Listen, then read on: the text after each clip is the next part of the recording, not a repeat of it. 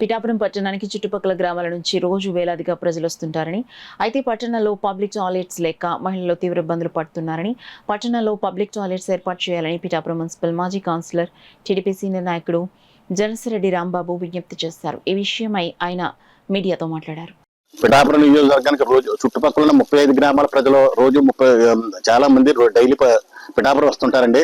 వాళ్ళకి అందులో మహిళలు ఎక్కువగా వస్తుంటారు. వాళ్ళకి యూరినల్కి చాలా ట్రబుల్ గా ఉంది. పిఠాపురాన్ని వారికి మొబైల్ టాయిలెట్స్ ఏర్పాటు చేయవలసిందిగా కోరి ప్రార్థిస్తున్నాం. పాత ఆంజనేయ స్వామి గుడి పక్కనే మున్సిపాలిటీ ప్లేస్ ఉందండి, అక్కడ పెట్టుకోవచ్చు. కోటలో మన వాటర్ ట్యాంక్ దగ్గర అక్కడ ప్లేస్ ఉంది, అక్కడ పెట్టవచ్చు.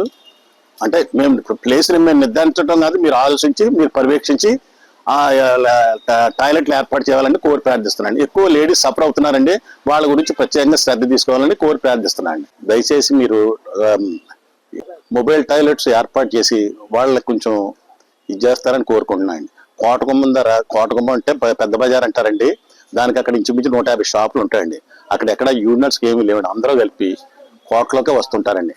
అక్కడ చిన్న మొబైల్ టాయిలెట్స్ పెట్టి వాళ్ళకి కూడా ఇచ్చేసి పిఠాపురం అభివృద్ధిలో ఇది ఒక భాగంగా చేసి పారిశుధ్యాన్ని ఇచ్చేస్తారని మిమ్మల్ని కోరి ప్రార్థిస్తున్నాం సార్.